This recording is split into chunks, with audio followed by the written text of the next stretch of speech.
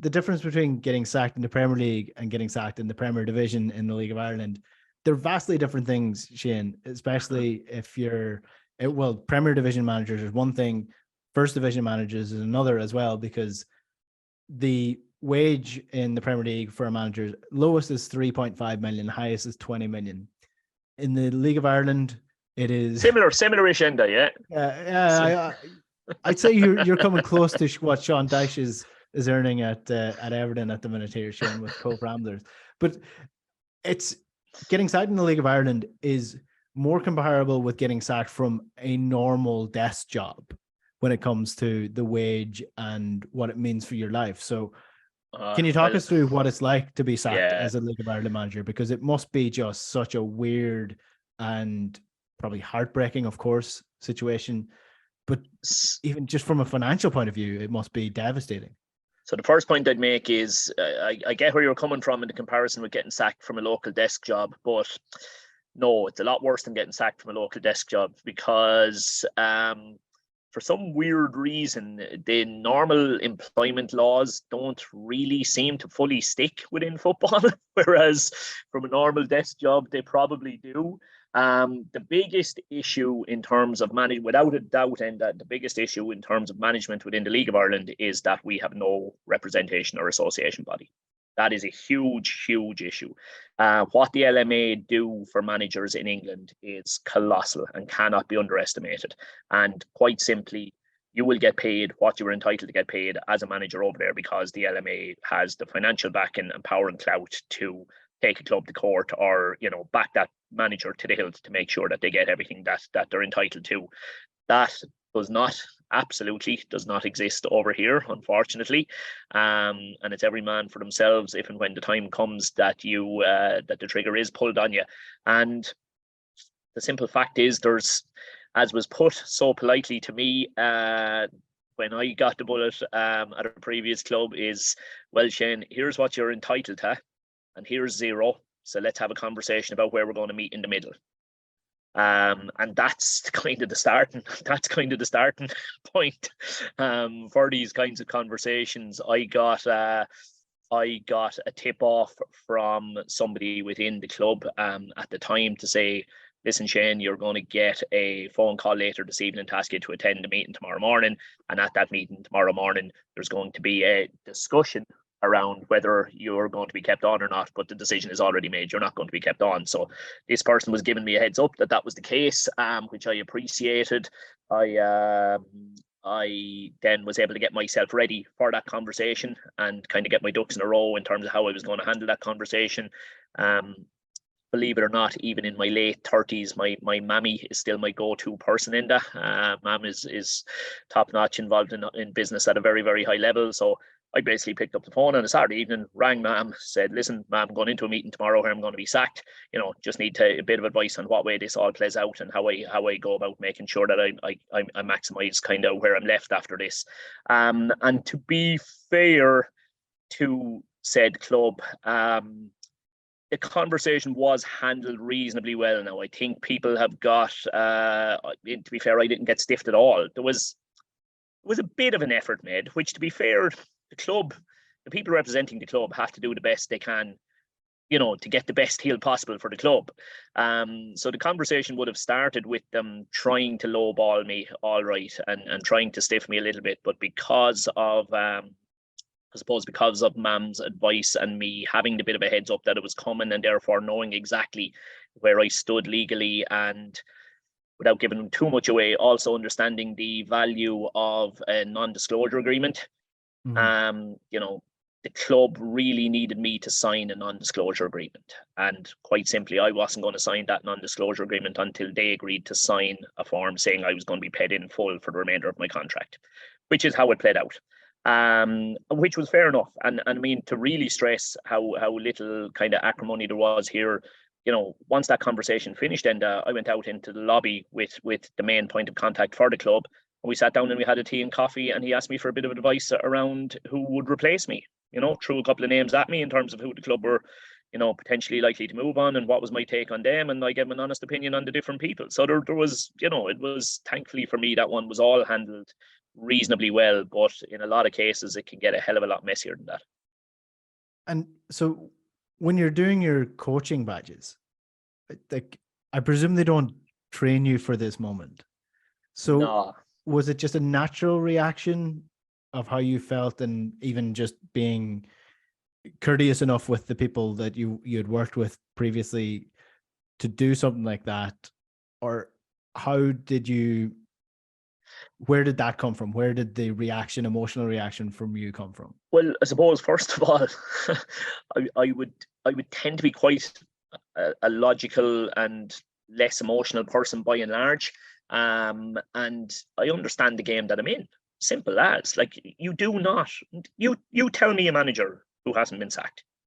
Has Pep managed to avoid it to date? Possibly. I can't think of another manager who hasn't been sacked at any level in world football. So it's what happens. It is what happens. And look, probably one of the best pieces of advice I was given when I got into management, or certainly when I was going to negotiate my first managerial contract, is that, people can get sidelined by how long is the contract, and, what are the expectations and all of this kind of thing. There is really only one detail that matters in the contract. Only one detail. The day ye sack me, lads, what happens? How much money do I get the day ye sack me, and over what period of time is it going to be paid out? Because inevitably, this is how this relationship ends. 9 times out of 10, even, you might go brilliantly for 3-4 years, but year 5, it might be year 5 that this relationship ends rather than in year 1 if you've had a very, very good time. But by and large, the main point here is we are sitting down to decide how much ye have to give me when you're sacking me. That is what a contract negotiation is. And then it becomes, fairly black and white. So it does. At the time it happened to me, were we going as well as we should have been going? No, obviously not, or they wouldn't have sacked me. Was the position still retrievable? Absolutely. It was a week out from a transfer window. I had probably figured that I had 1 or 2 players in the dressing room that I needed to move on, and I'd identified 1 or 2 that I thought could give us a massive boost, and I was looking forward to doing that. And I felt over the second half of the season we could absolutely bounce back and get to where we needed to be by the end of the season. In cold hard facts, could I understand why they decided to make the move? I could, 100%.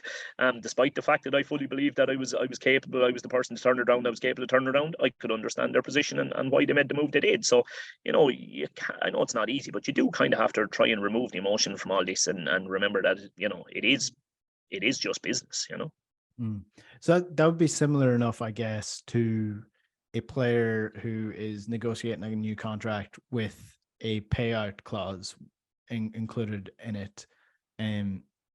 Is that something that you receive pushback with when you're negotiating that, or is that just, do the clubs also realize that this is just something that we need to get in legally so that it's a clean break if something does go wrong? I suppose the only players will want to see a fee inserted that because this is all aimed at England, of course, that they will only sign a club with the League of Ireland. They will only sign a contract with the League of Ireland club if there's a kind of an agreement in place as to what money an English club would have to offer before they would be then free to talk to the English club, which again is understandable. There's a lot of to and fro in there. It kind of has to get counterbalanced by, well, how much are we willing to pay? And again, without going into specifics, I can think of one particular player where we thought there was a hell of a chance that they could go to the UK within the next 12 to 18 months. And you're basically saying to them, okay, there's option A and there's option B. Option A puts in no clause. Okay, so it gives the club full responsibility when it comes to negotiating a transfer fee for you.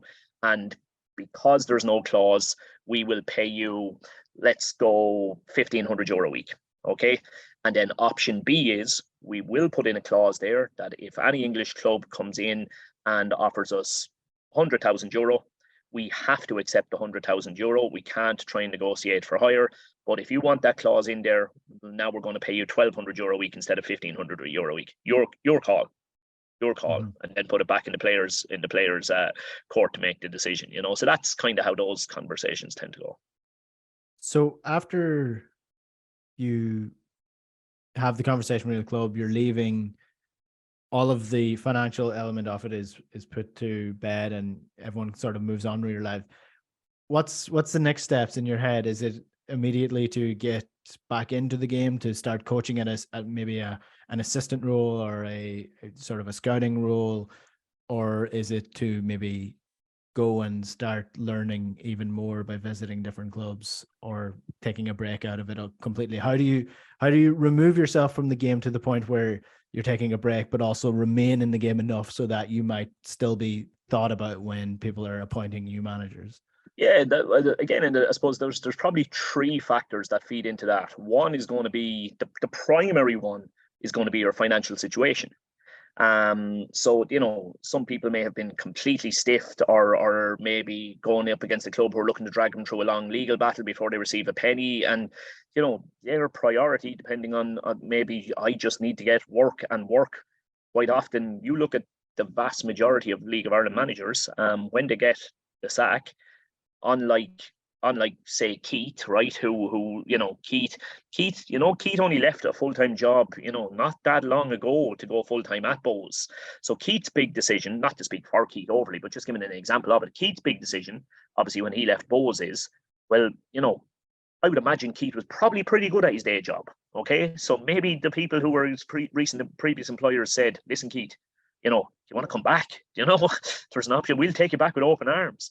And then let's say Keith has to come up with a decision then as to, right, well, do I go back to, a Monday to a Friday 9 to 5, or do I stick it out here and see what the next League of Ireland opportunity to try and stay in full-time football is? And obviously he chose the latter, and he was dead right to choose the latter, because I suppose he left Bowes with his reputation so high that, I would have bet that it was never going to be too long before he got an offer to come back into football, either in part-time or full-time employment.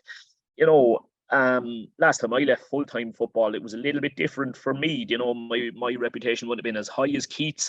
I'll be honest with you, I gave about 6 months thereabouts, looking around to see what other opportunities were there. I was lucky in that I was obviously have kind of always dabbled in bits and bobs of media work here and there, so there's a few quid coming in from that side of things.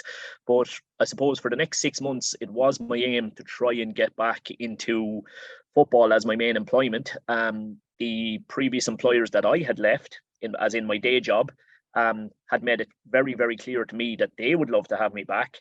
And I was pushing it out, and no, I want to get back into full time. And then after about 6 months, I started to realize opportunities aren't all that plentiful here. And I did go back. To my previous employment, the job I had left, to go full time in football. And I went back there, and I was back there for probably about a year before an opportunity came up with Dundalk to go back into full-time employment in football. And that's the kind of situation that guys find themselves in.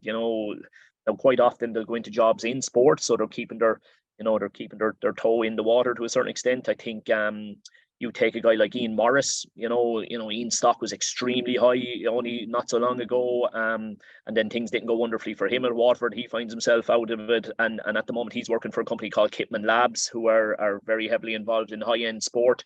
And he probably, again, I don't know Ian on a personal level at all, to be honest, but I'd imagine he probably still has one eye on possibly coming back in again. And these are kind of things that you've got to do, you weigh up away from football work with the opportunities to get back into football. It's just the problem is that there's so few opportunities. There really, really are very, very few full-time roles, as we know, within football. And that's why I find myself in the strange but ideal situation at the moment, that my full-time employment is actually within the GAA. I'm working full-time for Leinster Council in the GAA, coaching schools, hurling and football.